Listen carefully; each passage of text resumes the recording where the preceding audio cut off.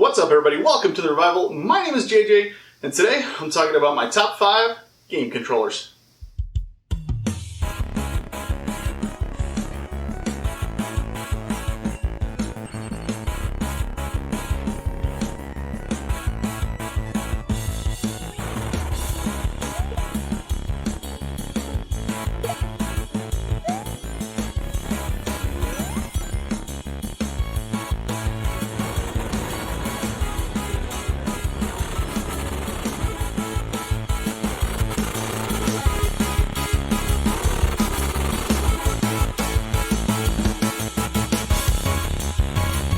So, this is a episode that I did on my podcast years ago, and a couple of things have changed because I've used a couple of the controllers a little bit more, so I am a little bit more versed in how they feel and how they play, and I've changed my mind a little bit, especially on one of them. I've kind of knocked back a few pegs and added one, but it's until we start being able to play games with our minds and not having to worry about moving and stuff, we're going to need controllers. It's just the way it is. So, I always, especially when a new console comes out, it's one of the first things I love to do is get my hands on the controller. How does it feel? How do the buttons feel? How's the weight? How comfortable is it? All that fun stuff. So, it's just interesting to me. So, yeah, let's get started. So, at number 5 is the PlayStation 2 controller. This was actually higher up on my list last time because it's really actually close to the PS4 controller. A little bit thinner in the base, but other than that, it feels pretty similar. I like the way it tucks right into the palm of your hand. But after like playing a few games, like I still love it. Don't get me wrong, it's fantastic. But I realized that I was more comfortable with some of the other ones, and I don't know. Maybe that's just because my hands are bigger now than when I was younger, and I'm really not sure. I kind of just went through all of them again. I was like, you know, and that's just kind of how I felt. But I still really love this design, love this controller. PlayStation's been really good at just, they found a formula that works with their first round, and it's been great ever since. PS3, not super crazy about, but PS2, really dig these controllers. At number 4, we have the GameCube controller.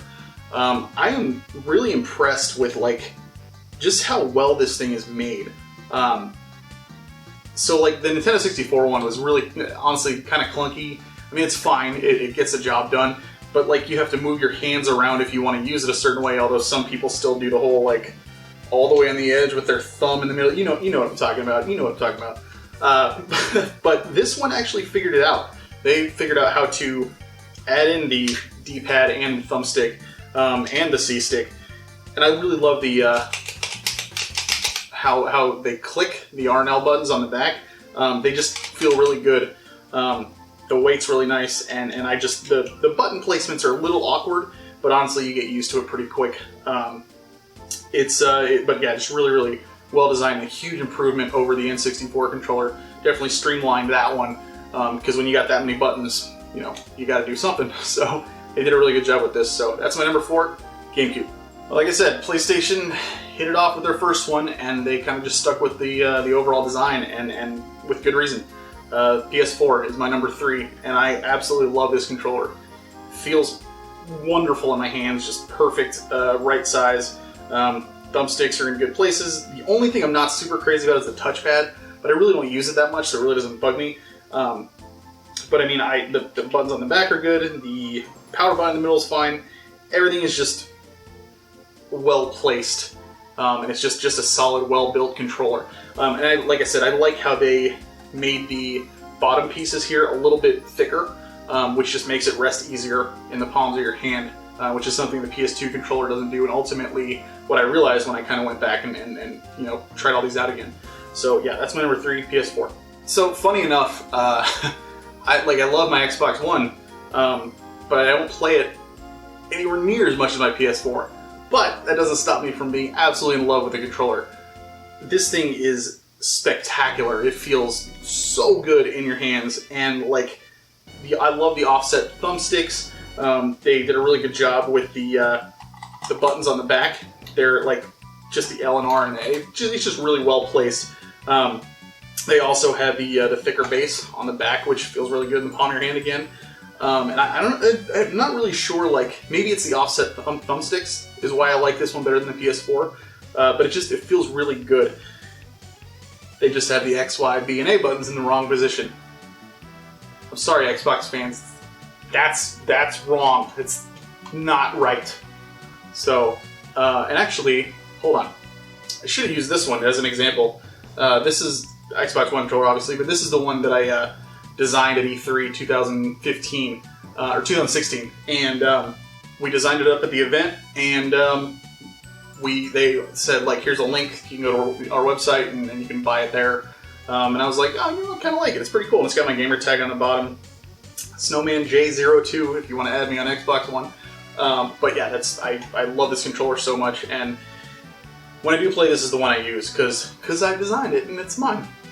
And number one, if you know me at all, you know that the Super Nintendo is hands down my favorite system, because I spent so much time with that thing, and I have so many memories with it, and that's why the controller is my number one. It's just it's super basic. I get that. The X, Y, A, B buttons are in the right place, by the way. But it's so basic and so simple. But Nintendo just knocked it out of the park with this. It's so easy to use. It doesn't need all the extra fancy stuff. I mean, it's great that we have it now because games can do so much more. But this, for me, is the perfect controller. This is all I need, you know. And it feels comfortable. It's light, and the cord is super long. Granted, nowadays you don't need cords, but still, I'm sure you can buy wireless one of these now. But I love this thing, and for the games that I played, this was more than enough. So I was really, really happy to see what they did with this, as opposed to the original Nintendo, which just, you know, the two buttons. It was such a crazy difference from going from the NES to this, because this is vastly different from that. Actually, all Nintendo controllers are pretty different from one to the next. But this one is by far my favorite out of all of them. So, yeah, that's my number one, my favorite video game controller. Guys, what are some of your favorite controllers? Tell me in the comments down below. I'm curious to see what maybe I didn't think of. I tried to go through all the ones that I knew and that I had, which is quite a bit. So I don't know, but tell me, like, I guess you can include third party if there's like a really cool one that you like. Like there was a Sega Genesis. I had a turbo controller that I used the crap out of that had 6 buttons. Same with PlayStation 1. I had a turbo controller that I used the crap out of.